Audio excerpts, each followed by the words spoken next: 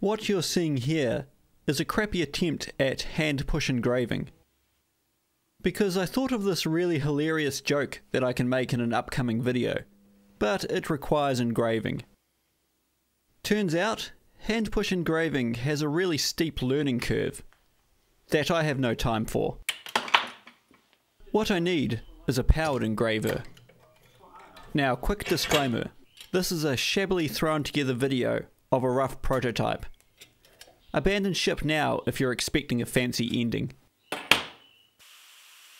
So here's a basic rundown of engravers and how they work, from a guy who knows nothing about it. There are basically two types of engravers on the market, plus of course some knockoffs. The first and most common type is made by a company called GRS. The handpiece looks like this. It's a spring and a little impact piston inside a barrel. But the crucial point is that these run off a pulsed air system, so the total setup ends up looking something like this. All in, a complicated and expensive setup. The second type, made by a guy called Steve Lindsay, look a little something like this. And these function a little differently. I think they run off a continuous air feed, with the piston acting as its own valve. I mean, I don't have a picture of the inside, but I think that's the gist of the mechanism. Here's the catch. And don't get me wrong, I can see the amazing work that goes into these. But they start at about $3,000 US. $3,000. So I'm thinking what most of you are. I have a lathe, let's just make one. And that's the plan. Now let's be real. I'm not going to be able to match the Lindsay Engraver in function or form. But the aim is to develop a comparable, rattly little machine.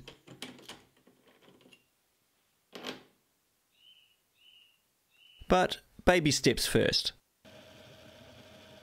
Now, I'm not the first cheap guy on the planet.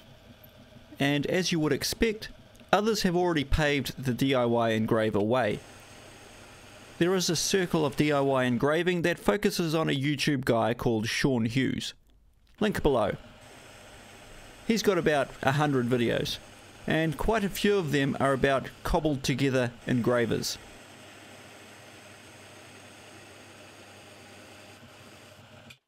The basic idea is a piston or a steel ball inside a tube with a spring and a compressor that is modified to draw air in and out. The idea has been somewhat perfected by another guy called Rick, who obviously knows his way around a machine shop. Rick says he will supply the plans to anyone who asks. I haven't done that, I want to wing it and see what happens.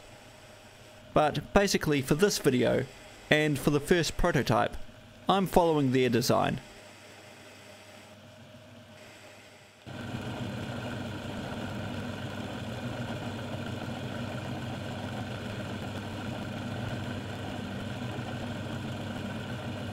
Now, where are we?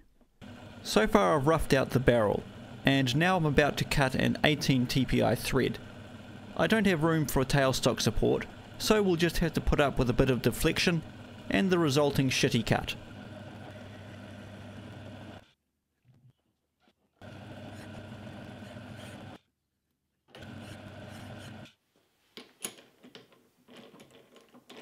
This next chunk of steel will end up being 3 parts, or 2 components, a cap and a lock nut. But I'll make the cap from 2 pieces to avoid cutting a blind internal thread.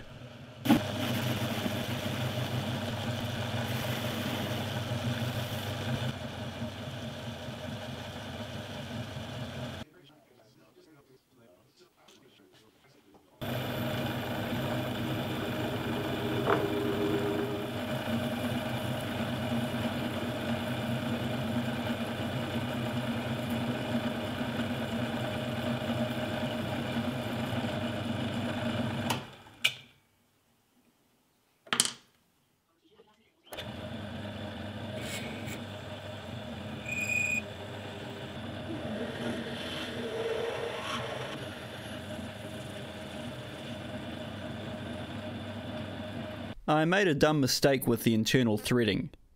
You've seen it out of order, but I did this immediately after cutting the external threads, and forgot to reverse the compound angle, and didn't realise until after making a couple of passes. No big deal, I just had to feed in with the cross slide instead, which works okay.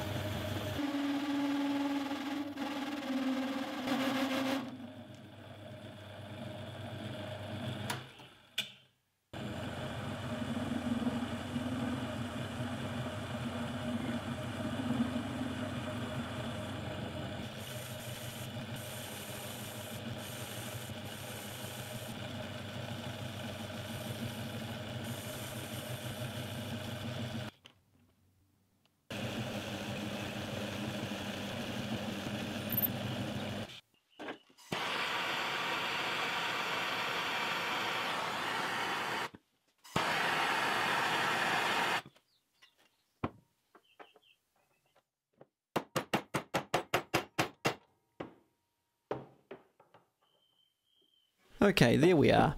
I think you can probably see where this is going now. Just need to make the piston and a couple of other minor pieces.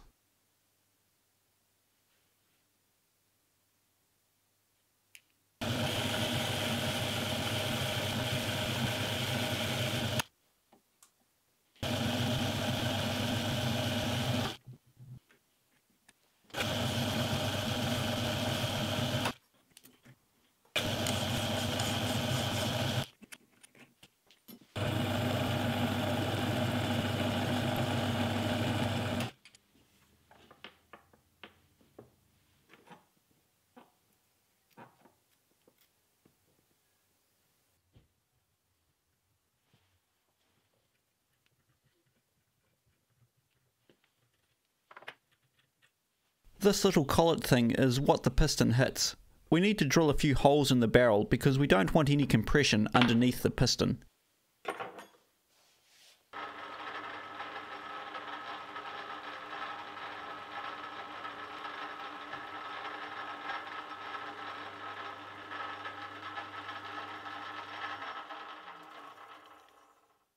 Now, according to that Sean Hughes guy, with everything installed, you want free play of about 1 to 3 millimeters. I made the barrel way oversized to start with, and off camera I shortened it. The end play is adjustable by tightening or unwinding the cap.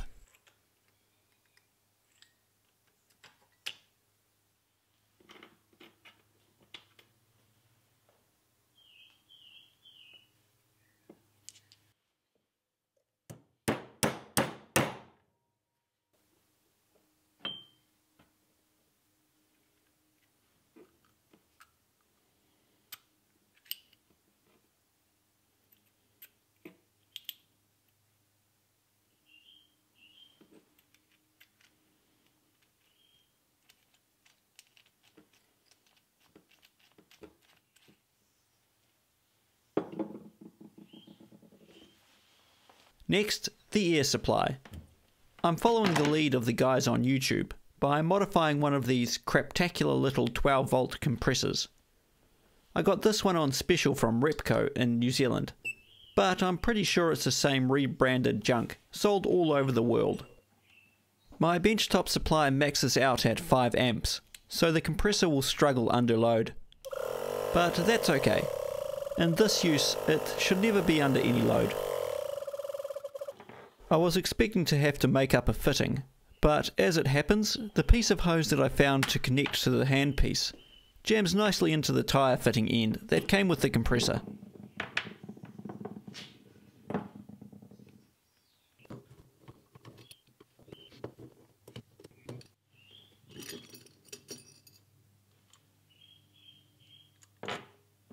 Modifying the compressor is easy. These compressors contain 2 reed valves. Basically, you want to glue the one on the piston shut and get rid of the one that stops air coming back into the head. Now the compressor will push and pull.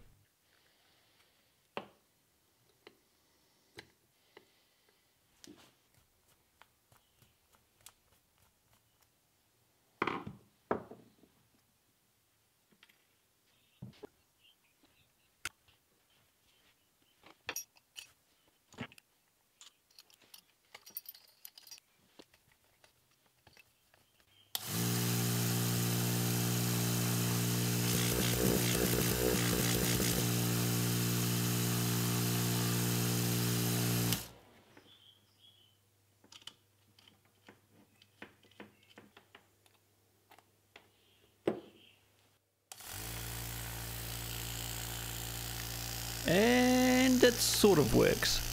Not exactly shaking my hand apart.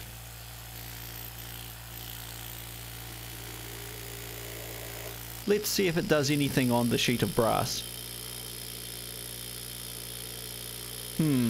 A little better than pushing it by hand, but not much.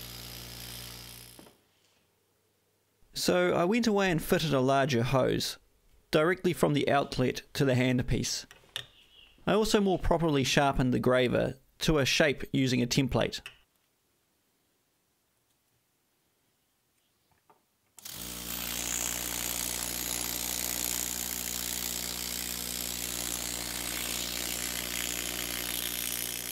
Now, it's definitely better than pushing by hand, but still not great.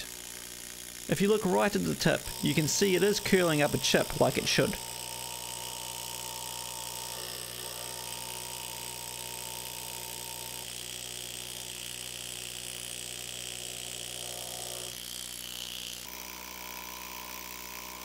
Anyway, I'm going to leave it there for now. I think the next stage will be to abandon the crappy little compressor and work on a valve-driven handpiece. So thanks for watching. I plan to keep chipping away at this little side project, just whenever I need a break from fixing old stuff.